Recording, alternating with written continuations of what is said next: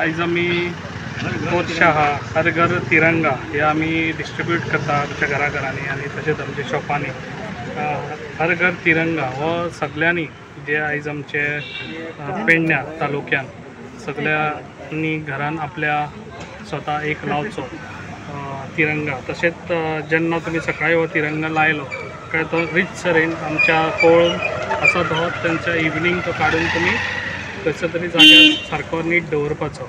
कित्याक जे आयज आमच्या नरेंद्र मोदी सरकारान आयज आमच्या तशेंच आमचे पंतप्रधान नरेंद्र मोदी आयज हर घर तिरंगा हो आख्ख्या देशान आमचो हे करपाचे आमी लास्ट इयरूय हे केल्ले आमी।